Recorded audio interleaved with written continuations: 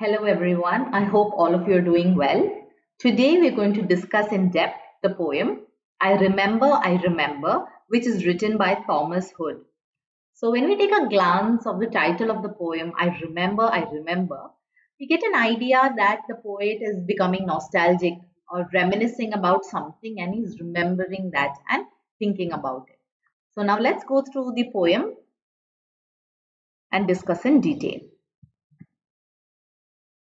So there is in total four stanzas in the entire poem, and if you see the rhyming scheme that is followed is in the second, fourth, sixth and eighth line throughout the poem. So if you see here white, light, set, yet and so on.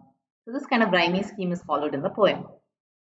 Also, the literary device anaphora is used in the first line of every stanza. So, anaphora is the repetition of words throughout the poem.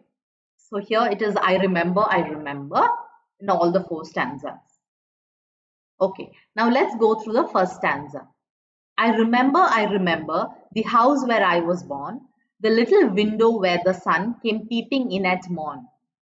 So, here the poet is feeling nostalgic.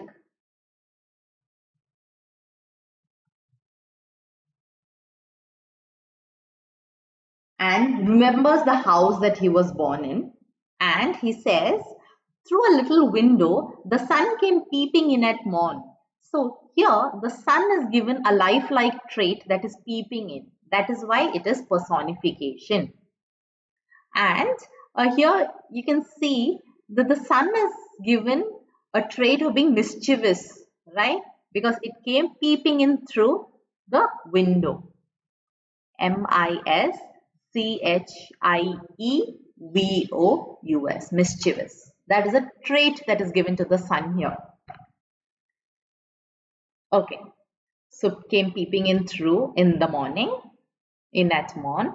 He never came a wink too soon, nor brought too long a day, but now I often wish the night had borne my breath away. Okay, so the poet is saying that the sun came in a timely manner. So neither rising too early or setting too late. So here it shows the perfectionism of nature here. That perfectly the sun came every day. But now I often wish. So now if you see here, you can see a sense of despair. What is despair? Despair is like hopelessness. The poet is feeling a sense of despair in adulthood and wish that he had died during the blissful period of childhood so that he could avoid the burdens of adulthood. Okay, so this is the first stanza. Now let's go to the second one. I remember the roses red and white, the violets and the lily cups, those flowers made of light. So here the poet is reminiscing about the various colorful flowers. So reminiscing, this is another word for feeling nostalgic. So you can take down these words and write in your exam. So the poet is seen reminiscing about various. So another word for various is myriad. Myriad. So please write down these good words. You can even use them in your essays. So the poet is reminiscing about the myriad of colorful flowers that made his life vibrant. Seeing it's made of light. Light means it's saying it was vibrant and brought colorfulness and a lot of light in his life. So here imagery is used. So imagery is a figure of speech where it is explained in such a manner that one of your senses is triggered. So here when we see all these colorful flowers, we can imagine a lot of colorful flowers. Okay.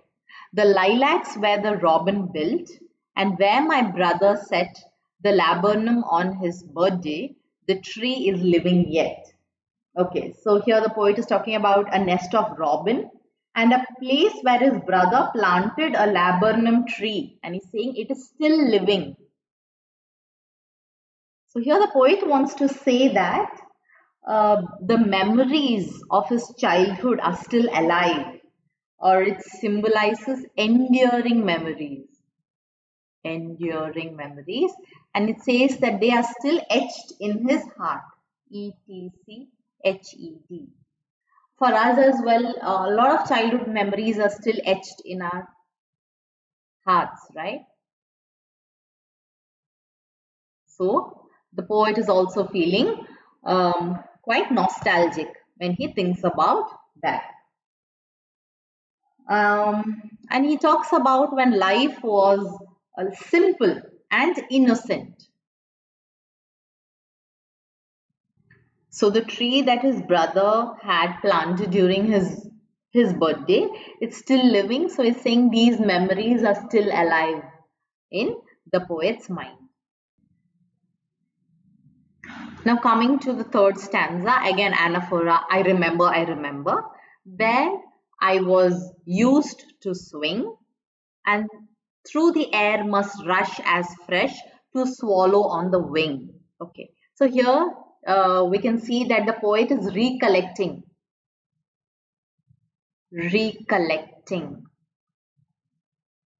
The poet is recollecting how, when he used to swing, he felt the fresh air gush through, like how a bird would feel when it would fly. So, if you see here, when he used to swing, the air used to rush as. So, when you're comparing something to something else using the word as or like, then the figure of speech is a simile. So he felt the fresh air gush through, just like how a bird would feel. My, my spirit flew in feathers then.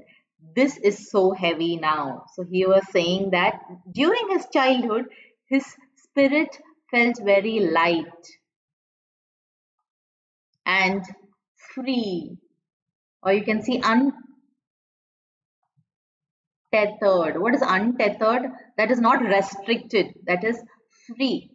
But now he feels heavy. So he's feeling heavy, or you can use the word burdensome.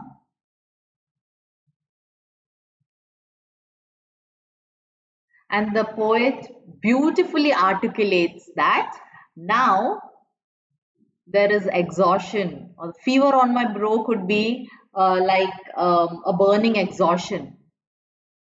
That's why it is fever, right? Hot. So there is burning exhaustion in him now. And there is discontentment in his life, which no summer pool can cool. So he's saying that my spirits flew in feathers then. So my spirits were very light and free and untethered. But this is so heavy now. So in adulthood, spirits are burdensome and heavy. There is burning exhaustion. Um, and tiredness or discontentment or unhappiness in his life, which not even the cool summer pools can help. So he's talking about the stark contrast in his life, how childhood was and how now adulthood is quite different. Okay, now let's come to the last stanza. I remember the fir trees dark and high. I used to think their slender tops were close against the sky. Okay, so here the poet recalls. Again, another word for recollecting is recalls. So here the poet recalls about his naive childhood beliefs. So we have a lot of very naive, innocent childhood belief that where he used to believe the fir trees were so high that they seemed to touch the sky. It was a childish ignorance, but now it's little joy to know I am farther off from heaven than when I was a boy. So he was saying that childhood was the closest he was to heaven, because he's saying that it was so blissful. So he was saying he was closest to the feeling of heaven during his childhood, and now there is a palpable sense of longing for the warmth of childhood in his life here. So he was saying that those naive beliefs were actually little joys in his life, and now he has a sense of longing towards that childhood which he misses. So he has a sense of longing.